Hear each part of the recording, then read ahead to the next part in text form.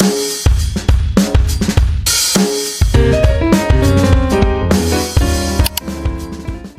guys, welcome to another episode of TFE Tutorials. This right here is somebody said, aka MLFBTF. You already know what that is. In today's episode, we're going to continue with our breakdown of the ISO 9001 2015 International Standard, right? That's on quality management systems requirements. Good. So in this episode, we're going to do a 2-for-1 special. We're going to talk about the 9th and 10th clauses 9 and 10. Before we get out to the details, if you haven't subscribed, make sure you do hit the subscribe button and enjoy this video. I'll see you after the intro.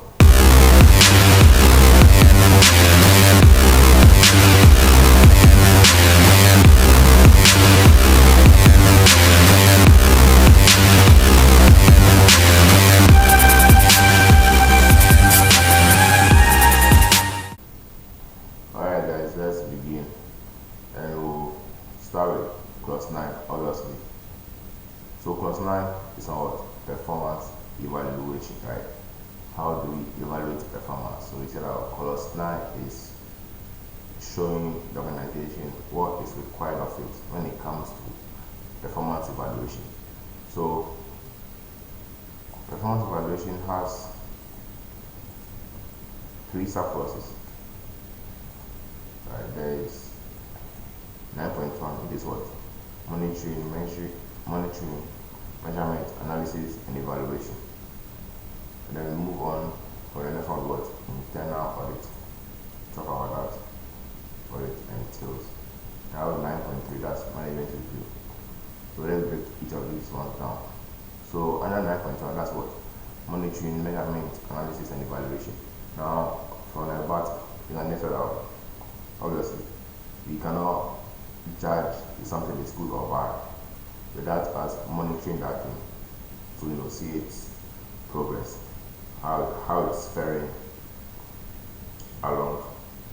We will then have to measure the progress it is made in comparison to what? A standard, right? So that's where the measurement comes in. Well, yes, measure. Then the comparison comes under what? The analysis, right? So now we analyze the performance and try to determine if it's meeting the standard that we expect it to meet.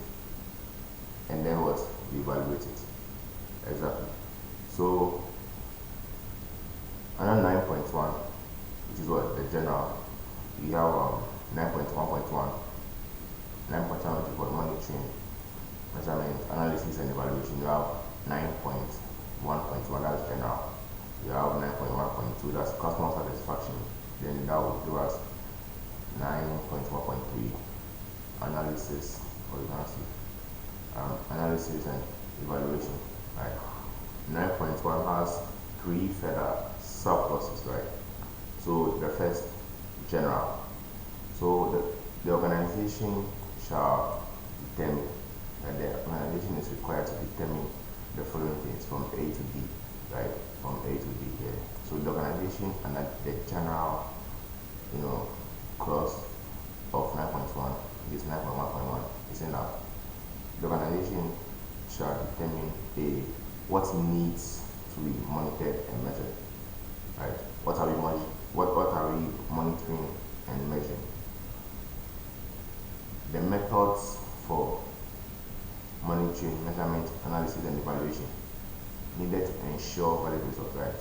So you know that there is a certain manner in which these things have to be conducted before the standard, the ISO 9001 G15 standard on what quality management systems requirements. There's a standard, or there's a way that these things must be done, these activities must be carried out before you can obtain valid results. Good.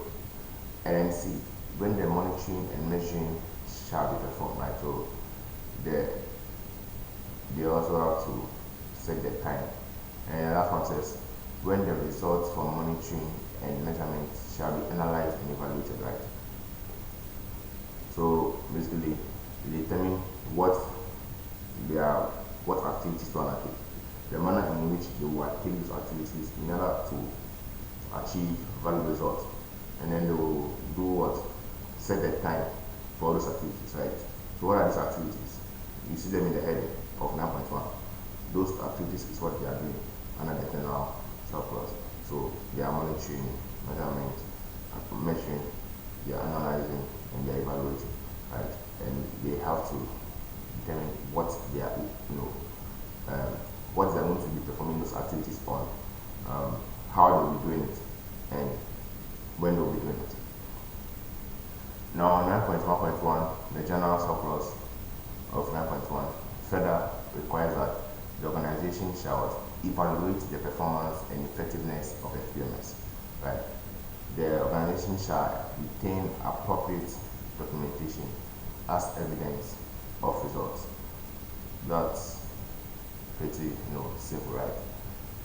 Remember, we keep saying documentation. So that could be a Hail Mary in times when you are finding it difficult to remember certain requirements and various clauses and surpluses. Moving on. So that's it for the general 9.1.1. That is us to what? 9.1.2, that's our customer satisfaction. Now, even before we touch on this, customer satisfaction, isn't that a bit strange to have here?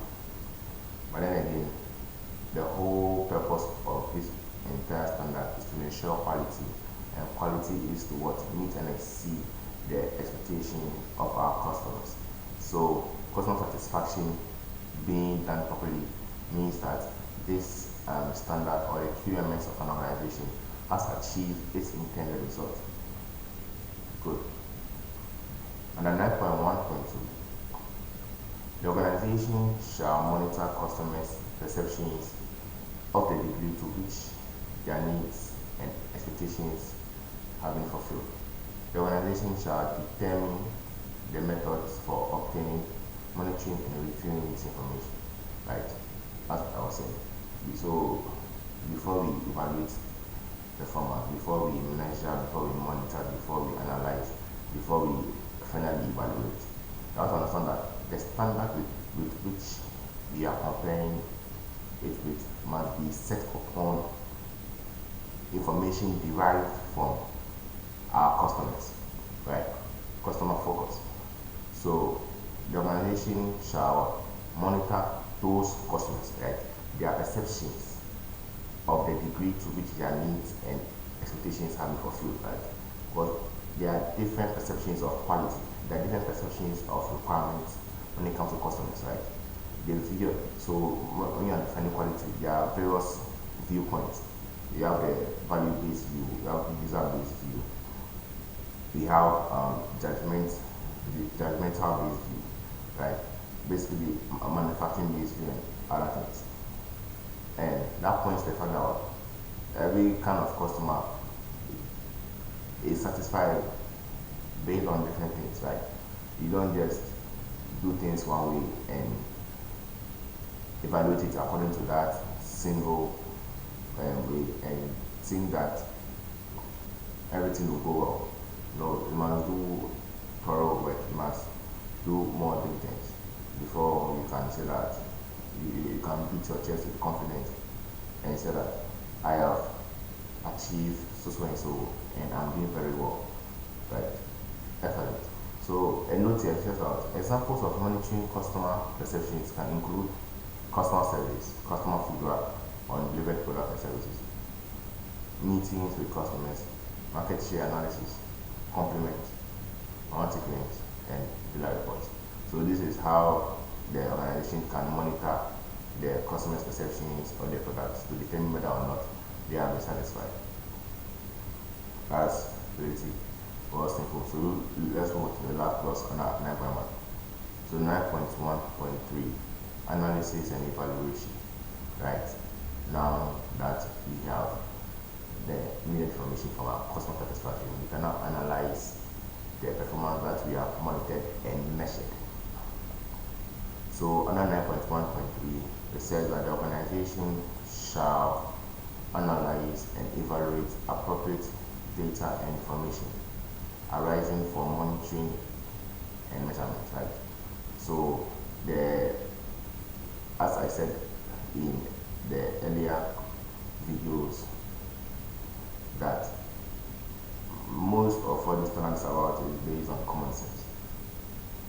if you can just learn to master each clause by focusing on the heading, right? What each subclause is. So if it's clause 9, you understand out clause 9, 9.1 is about 9.1 says general. When I come to 9.1 is monitoring, measurement, analysis and evaluation. 9.2 is about audit.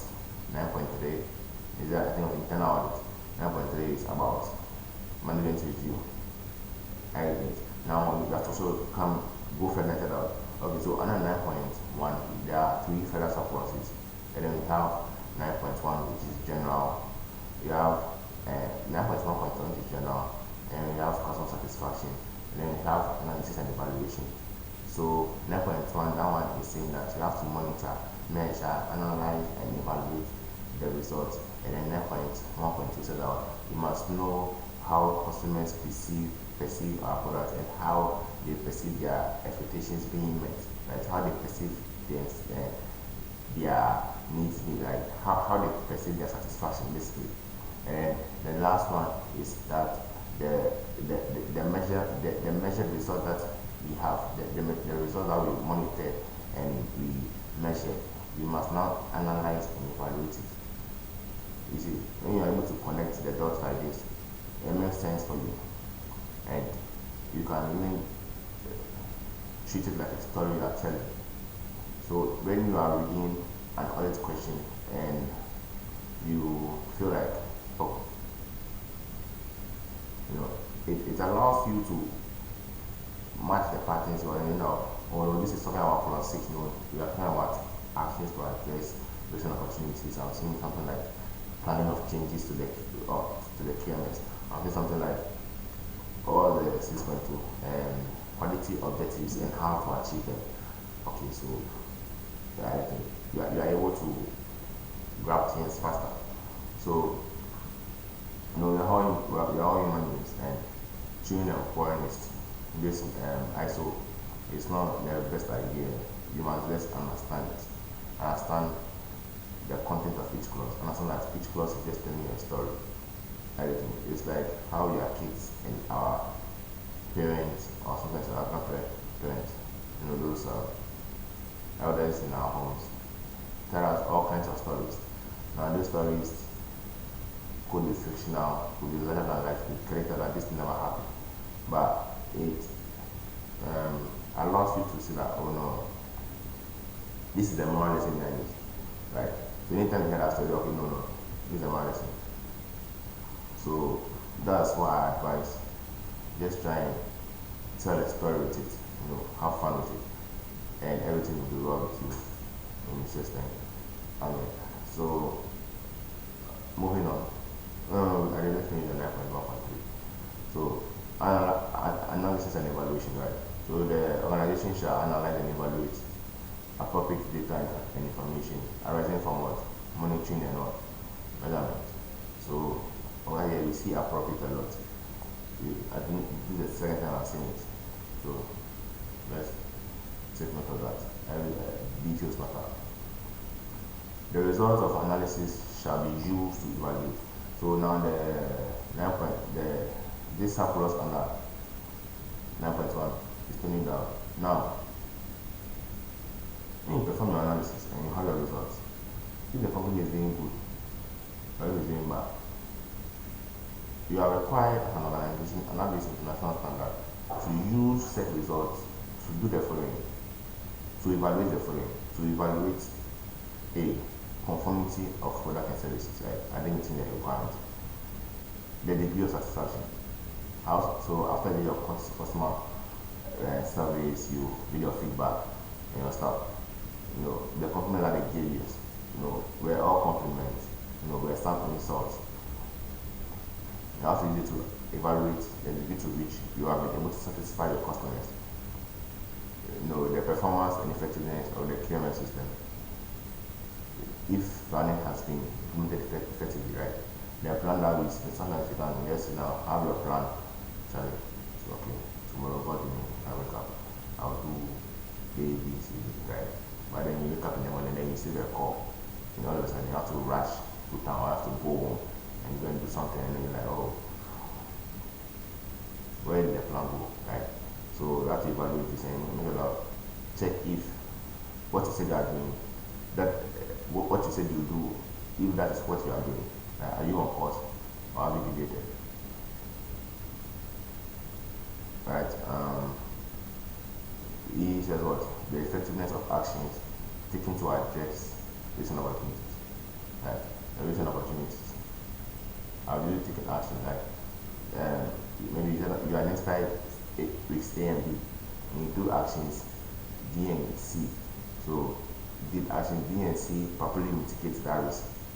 If it's an opportunity, did those actions maximize the opportunity for us? But we're able to capitalize it to our max potential.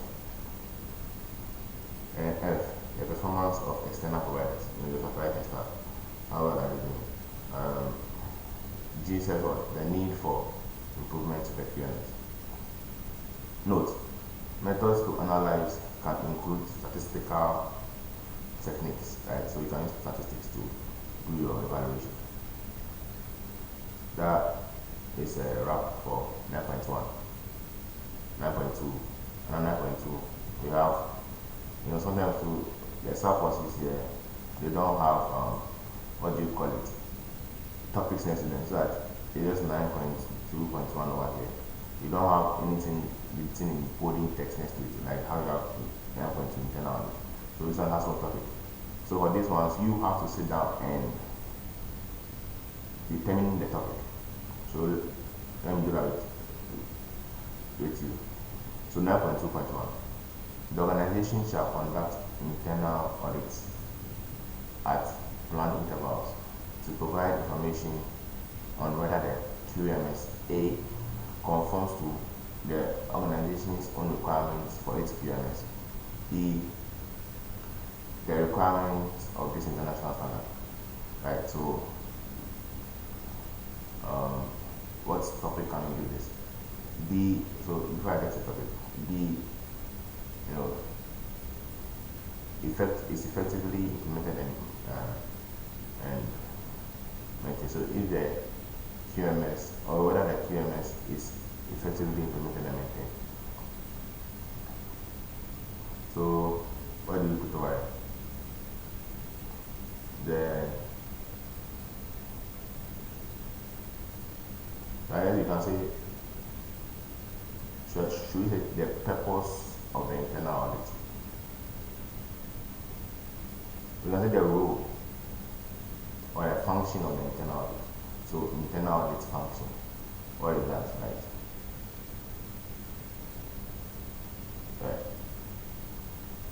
That would, if you have better suggestions, I'm all ears. Let me know in the comment section. 9.2.2. The organization shall A. Plan, establish, implement, and maintain an audit program, including the frequency, methods, responsibilities, planning, requirements, and reporting, which shall take into consideration the importance of the process concerned, changes affecting the organization, and the results of previous audits. The organization shall also B. Define the audit criteria and scope for each audit. C. Select auditors and conduct audits to ensure objectivity and impartiality of the audit process. D. Ensure that the results of the audits are reported to relevant management. E. Take appropriate correction and corrective actions without undue delay. F. Retain documented information as evidence of implementation of the audit program and the audit results. So what we have here is quite simple. So 9.2.1 is telling the organization what the internal audit is used for, right? So the purpose of the internal audit, right? The purpose is to what? Ensure that the QMS A conforms to the organization's own requirements of its QMS and the requirements of this international standard. Which standard I'm talking about? This standard is what? The ISO 9001:2015 standard quality management systems requirement. Two, no, that's not two. B, to check if the QMS is effectively implemented and maintained. That's quite correct. And then 9.2.2 is talking about roles of the organization in internal audit. Right, so organizational it's not the parts of the organization would play in the internal audit, and these are the parts. Like, that's quite straightforward, is it not? 9.3, finally, round up management and review. So 9.3.1 says for general again. So there are also 3 surpluses. 9.1 had 3 surpluses as well. 9.2 had 2 surpluses. And here we are on 9.3, and that's 3 surpluses. 9.3.1 general. So top management shall review the organization's experience at plan intervals to ensure its continuing sustainability, adequacy, effectiveness, and alignment to the strategic direction of the organization. So we can just at this point we can make a deduction that management review 9.3 and 9.2 have the same function. It's just a matter that the issue here or the difference here is that internal review is conducted by auditors, whereas management review is conducted by top management. So 9.1 is generally saying that in general the top management shall review the organization's QMS at planned intervals to ensure its continuing suitability, adequacy, effectiveness, and alignment with the strategic direction of the organization. That's pretty straightforward. Right, so the same thing, one is done by auditors, the other is done by top management itself. 9.3.2, that's what management review includes. So what goes into the management review? Right? What goes into that process? The management review shall be planned and carried out, taking into consideration. Right? So this is talking about the factors to consider when planning management review or when planning and implementing management review. But before I continue, something done upon me: correction and corrective action. Right? Correction is reactive. Corrective action is what? Proactive. Correction attempts to right a wrong, and corrective action attempts to what? Make sure the wrong never happens in the first place. That's the main difference. Thank you. Let's proceed. Right. So these are the factors to consider when management review inputs. So the status of actions from previous management reviews. So the management reviews that were conducted in the past, certain actions were taken from it due to the results of the previous management review. So now, those actions, are they still being implemented? Well, it's basically what its current state. What's going on there? Is it showing results? Is it what's the status quo with those actions? You consider that. B, changes in internal and external issues that are relevant to the QMS. C, information on the performance and effectiveness of the QMS, including trends in the following, right? So information, right, on the performance and effectiveness. How well the QMS is doing. Is it achieving its goal? So that information includes the strengths. So customer satisfaction and feedback from relevant interested parties. The extent to which the quality objectives have been met. Process performance and conformity of products and services. Non-conformities and corrective actions. Monitoring and measurement results. Audit results. And 7, the performance of external providers. Moving on, B, the adequacy of resources, the effectiveness of actions taken to address risks and opportunities. See, it's not a 6.1 over here. I think that as far as the normative references go, I feel like sometimes they don't do it enough, because clearly over here extends to which quality objectives are being met. Well, I guess that's not really a normative reference, because 6.2 just talks about the quality objectives and how to achieve them.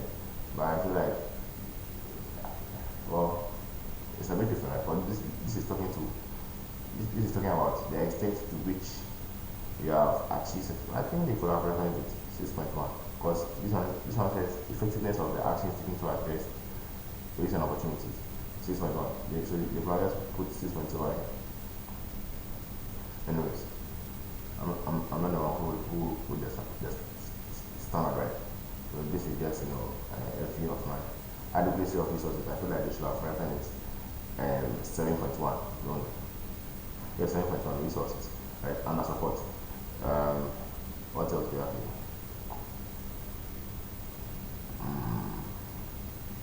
Measurement and monitoring and measurement analysis. That's 7.1.5. Well, even though that has a lot to do with resources, right?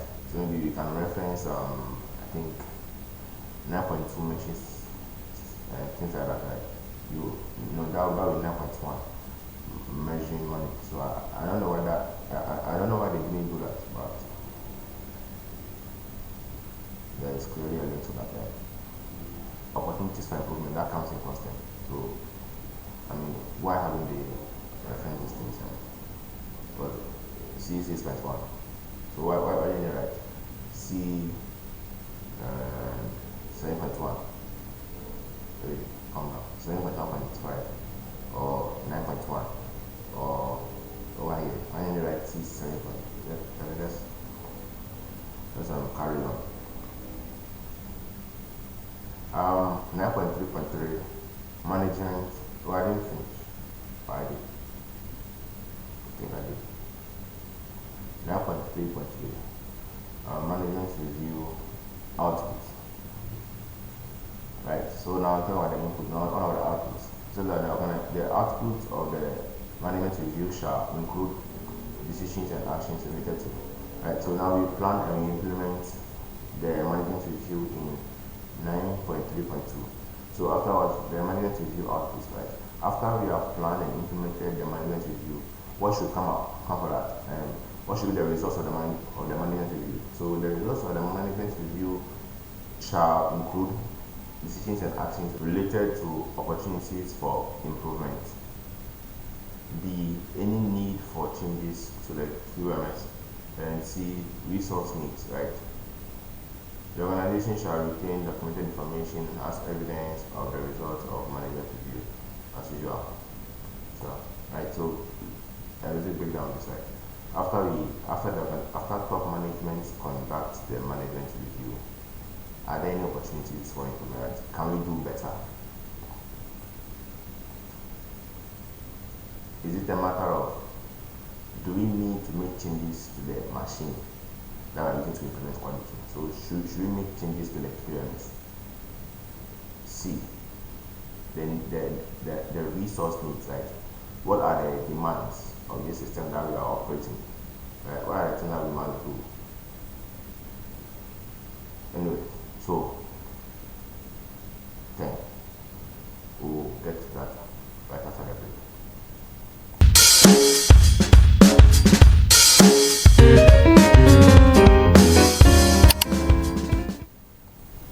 Right, before we get on the last one, please, if you have not subscribed, be sure to hit the subscribe button and stay tuned for more videos. Thank you so much. Let's get back to the video. Right, clause 10. Improvement. Right. So improvement has how many subparts? We have 10.1, that's one. 10.2. Then we have 10.3. Another last. So clause 10 also has three subclauses. So the first one, 10.1. So in general, The organization shall determine and select opportunities for improvement and implement any necessary actions to meet customer requirements and enhance customer satisfaction. Again, once again, common sense, right? So the organization is required to do what? The organization is, you have performed your audit or management review, you come out with your results. So now you have to determine and set opportunities for improvement and implement any necessary actions to meet customer requirements and enhance customer satisfaction, right? So right now you know the results, do better, right? Whatever you have to do better, and to do better, do it. Now these necessary actions or these opportunities for improvement shall include A, improving product and services to meet requirements as well as to address future needs and expectations, right? Correcting, preventing or reducing undesired effects, right? So we are taking corrective action, we are taking preventive action, and are making corrections. C, improving the performance and effectiveness of the QMS. The QMS, have to improve the effectiveness of the QMS. Note, examples of improvements can include correction, corrective action, continuous improvement, breakthrough change, innovation, and reorganization. That's pretty straightforward. Non-conformity and corrective action. Now, 10.2.1. When a non-conformity occurs, including any arising from complaints, the organization shall, right? So when you do your management review or your internal audit and you have complaints, right? There is non-conformity, meaning that there are various aspects of your QMS or various outputs of the organization or the QMS which don't conform, which don't meet the requirements that they need to meet. So when that happens, the organization is required, shall react to the non-conformity and, as applicable, 1, take actions to control and correct it, or 2, deal with the consequences, right? Sometimes you make a mistake and you just have to correct it. Sometimes when you make a mistake, they'll lash you. I have lawsuits and stuff, right? Someone will slap you. Exactly. Sometimes you can say sorry, or let me clean it for you. And sometimes what will happen?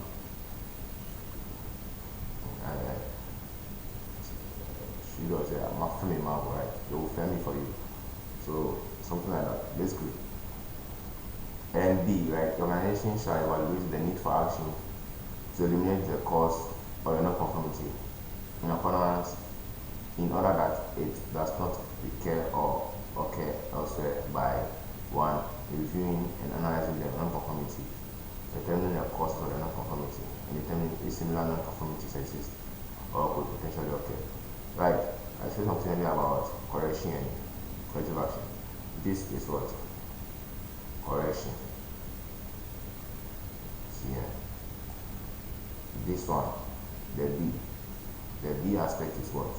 Corrective action. You are preventing, it's proactive. This one is reactive. And right, so the corrective action, what they do, they do that by what? The evaluation is done by what? Reviewing and analyzing the non-conformity, determining what caused the non-conformity, and determining,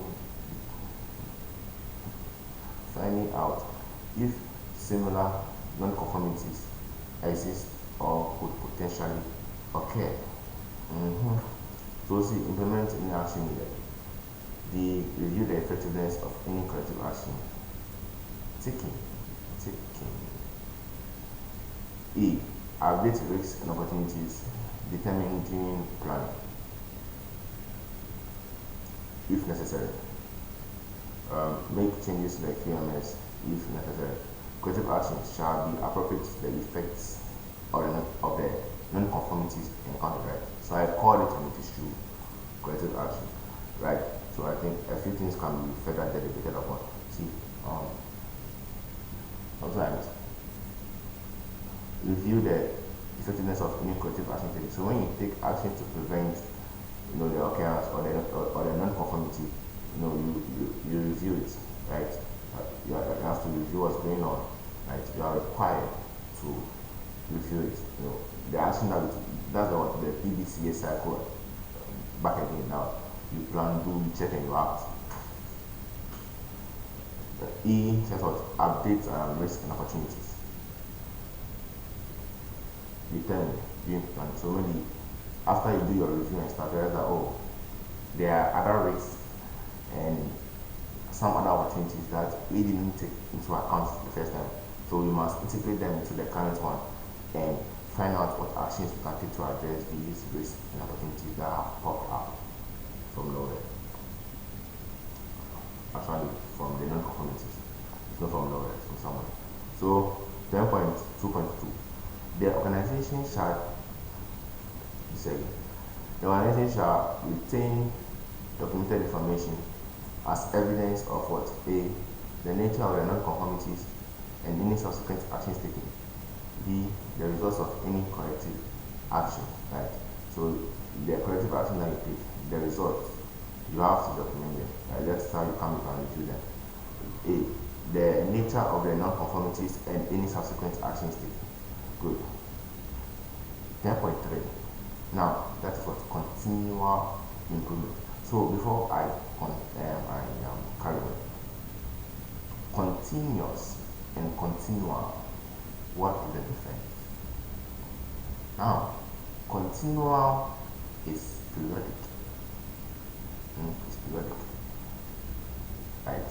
Continual is periodic, but continuous is non-stop. The difference is, right, continual is referred to something that occurs frequently and repetitively with intervals or pauses in between the time. So ideally, when we say something is continual, it looks like this, right? It looks like this. So stagnant for a while, then it is improved, right? Then it's still at for a while, you improve. After some time, you go. There's a continual looks like. When you say continuous, right? When something is continuous, it's describing something that occurs without interruption, break or gaps. So continuous will look something like this. Right? There is no pause between it. You are consistently improving. Constantly, right? You keep going, you don't stop, it's non stop. Alright, so now let's just look at clause 10.3, that's what continual improvement.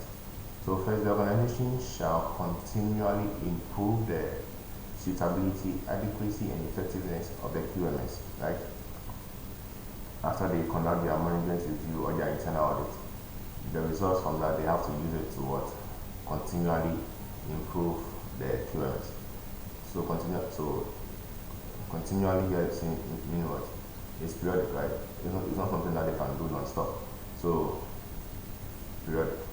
If you also check that when we're talking about the improvement general, right? The organization shall determine and select actions for improvement and implement any action necessary. It's not what I'm looking for. You read one thing and that was on our management review, right? Say that top management shall review the organization's PMS at what? Planned intervals. So it's already given out. This is the idea behind it, right? It's gradual. Right? It's not continuous, it's continual improvement. Alright, so back to 10.3. So basically the organization or management, or it says organization, so the organization is required to continually improve the suitability, adequacy, and effectiveness of QMS, right? Through their management review. And the organization shall consider the results of analysis and evaluation and the output from management review to determine if there are needs, opportunities that shall be addressed as part of continual improvement, right? So after we perform this management review or internal audit, right, the results that we gain, the standard requires us to follow common sense and use it to improve our situation, right? So if there are things we can do to further capitalize upon our opportunities, you make sure you do them. If there are things you can do to further minimize our risk, you do that as well, right?